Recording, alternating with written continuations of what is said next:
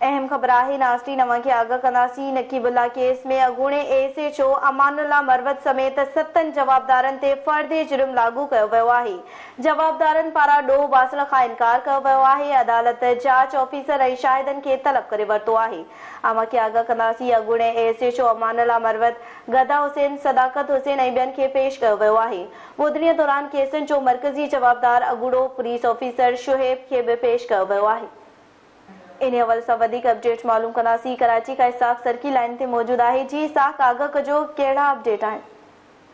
बिल्कुल, दहशतगर्दी ट्रोल अदालत में नकीबुल्ला कतल केस के हवाले से बुधनी थी है, जैमें अदालत पारा अॻूणे एसएचओ अमानुल्ला मरवत समेत जेके 7 जवाबदार उन्हनि ते फर्दे जुर्म लागू करे छॾी है। जॾहिं त अदालत में जवाबदारनि पारां फर्दे जुर्म लागू खां इनकार करे छॾियो है। अदालत पारां ईंदड़ ॿुधड़ी ते जेके गवाह आहिनि उन्हनि खे तलब कयो वियो है, जंहिंमें गिरफ़्तार जवाबदारनि में अॻूणो एसएचओ अमानुल्ला मरवत ऐं गदा हुसैन ऐं सादिक हुसैन ऐं रियाद अहमद ऐं राजा शामिल आहिनि। जॾहिं त ज़मानत ते रिहा जेको आहे जवाबदारनि, जंहिंमें अॻूणो एसएसपी आहे मलिर उहो ऐं शोएब शूटर समेत जेके ॿिया आहिनि ज़मानत ते रहिया आहिनि। जॾहिं त अदालत पारां जेको आहे जेल अमले खे चयो वियो त जेके गिरफ़्तार आहिनि जवाबदार उन्हनि खे ईंदड़ ॿुधणी ते अदालत में पेश कयो वञे। जॾहिं त केस में जेको आहे मौजूदु अॻूणो एसएसपी राव अनवार समेत जेके 18 पुलिस एहलकार उन्हनि खे बरी कयो वियो आहे। प्रोसिक्यूटर अदालत खे ॿुधायो आहे।